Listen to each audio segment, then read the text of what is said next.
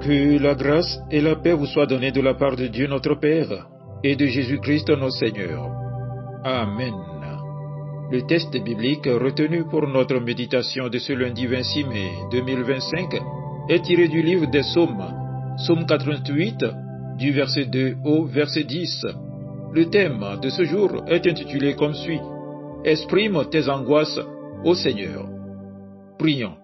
Seigneur notre Dieu, tu es le Dieu qui écoute, même quand nos mots sont chargés de peine. Tu es le Dieu qui accueille, même nos cris, nos doutes, nos silences. En ce moment, nous venons à toi tels que nous sommes, avec nos fatigues, nos luttes, nos questions, et nous te demandons une seule chose: parle à notre cœur à travers ta parole. Donne-nous de l'entendre non pas seulement avec des oreilles, mais avec tout notre être. Amen. Psaume 88, du verset 2 au verset 10. Éternel, Dieu de mon salut, je crie jour et nuit devant toi. Que ma prière parvienne en ta présence.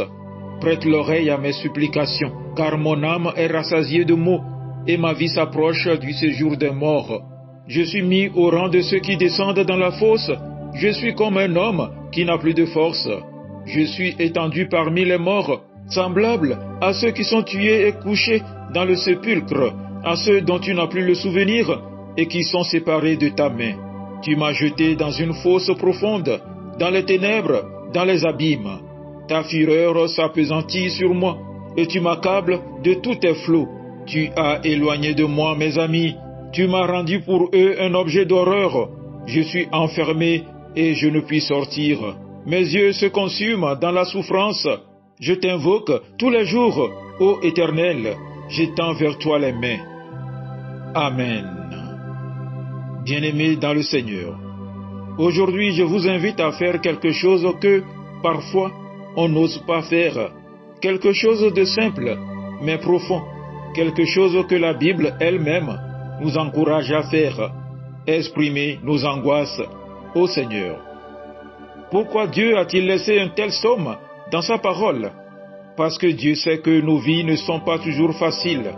Parce qu'il y a des moments où nous aussi, nous avons envie de crier. Des moments où l'on ne comprend plus. Des moments où l'angoisse nous serre la gorge. Des nuits où le sommeil ne vient pas.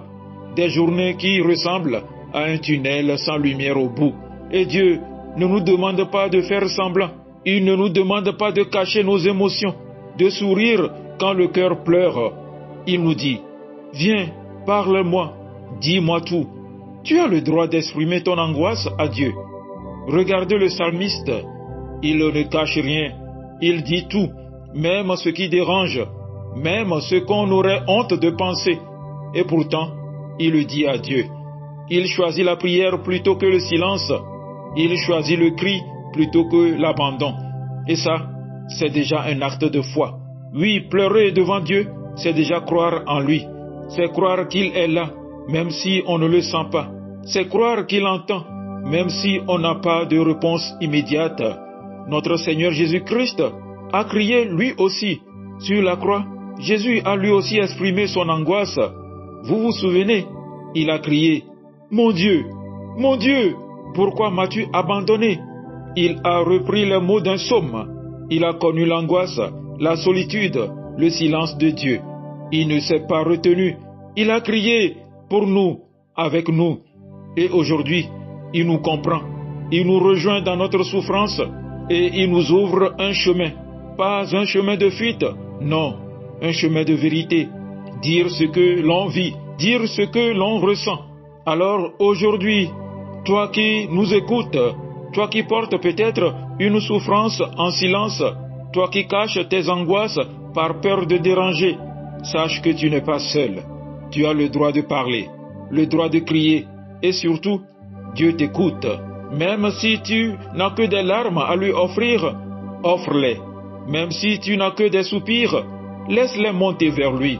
Et même si tu ne ressens rien, dis-le lui aussi. Je vous invite maintenant à prendre un court moment de silence, un moment pour parler à Dieu, ou juste pour soupirer devant lui, ou même pour pleurer.